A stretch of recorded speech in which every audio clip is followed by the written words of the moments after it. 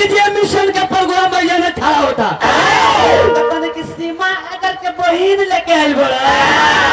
इस सीमा अगर के बहिन ना है ये अभी चीज ना है अरे ये प्योर अभी 16 साल के छोकर तोर हत्या अगर गौर करते ही बटन ध्यान अरे दोनों में अंतर ना हो जाए चीज पे ध्यान देखो चीज नहीं जाए अभी एकरा ही सिंह में तेल लगा गया अब तू तू सिंह में काट कब सही आया लाने का बहुत ये कोई भैया कहे के भाव हो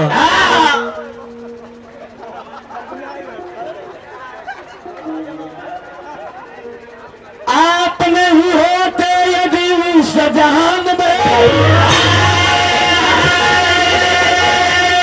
अरे कोई नहीं जानता बाबा साहेब का नाम का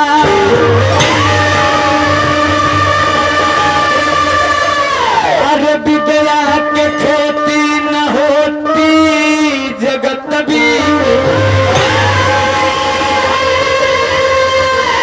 तो कोई नहीं जानता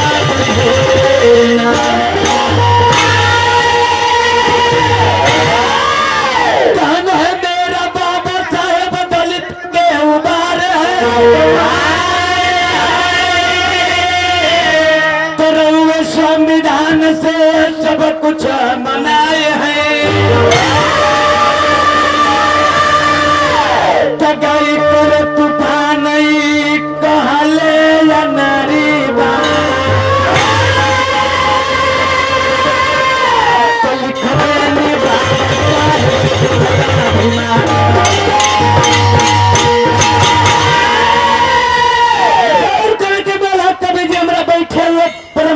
परम स्वर्ग मिशन के कलाकार बड़ी सुंदर बड़ी अच्छाई दुलार प्यार देने वाले बड़े भैया सत्येंद्र भैया जी उस समय बात की यात्री जब समय कथराई में प्रोग्राम हुई अब लगता नहीं कि ये हम गागल तू जिसको नाचेगा उसे ना नाचेगा नाचेगा तो 4 दुगना नाचो बाकी आप ध्यान दीजिए लेकिन हम मर्दहिया नाचेंगे तुम नचा नचा मन नचनिया को पता नहीं जाना के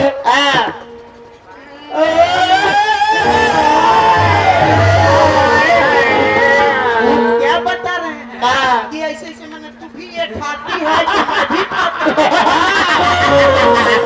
मरद बबुआ जी मौका के रोल कर सकेला अब मगहन जे रहिए ना तो कुछ करेला के नहीं के गते होर दे फौजी में खाली गते से होर दे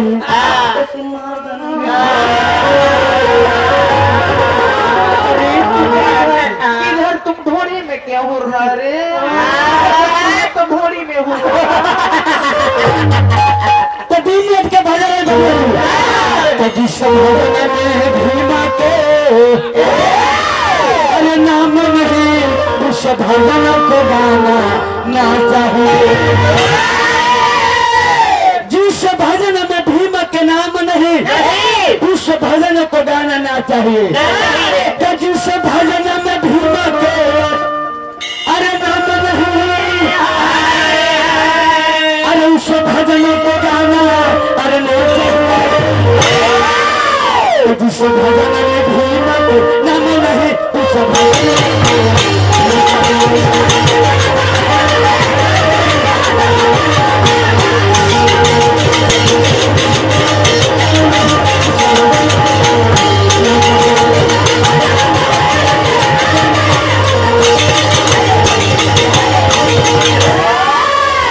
चिमक मटल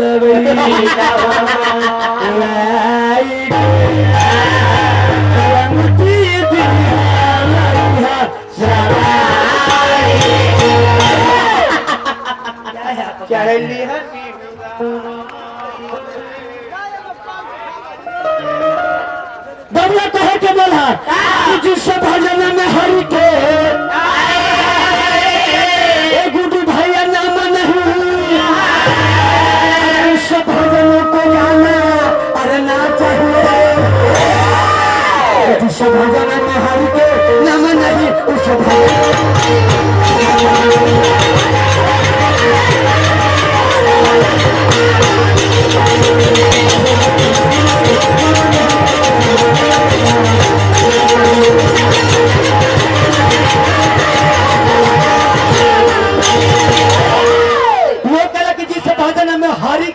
नहीं। हाँ। नहीं भैया, गौर करके मोला, हाँ। जिस भजन में भीम के नाम नहीं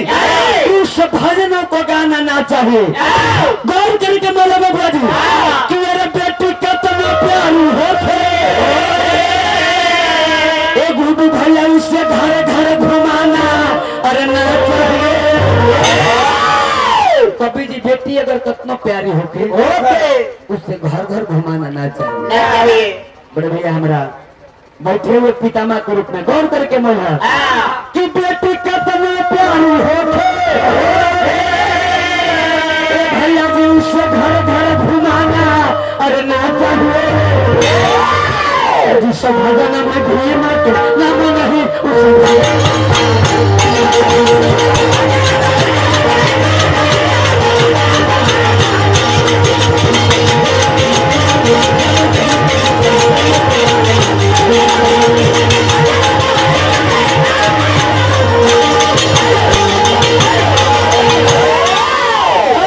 बाबा जी मेरे भाई कितना दुश्मन होते अरे उसे राजे छिपाना अरे ना चाहिए। बड़े भैया संतोष भैया हमारा स्वतंत्र भैया हमारा गुरु जी बैठे हुए भाई कितना दुश्मन होके उससे राज छिपाना ना चाहिए। गौर करके बोला कि मेरे मेहर कितना प्यारी होके गुरु जी उससे राज बताना अरे ना चाहिए। जिस भजन में हरि के नाम नहीं उस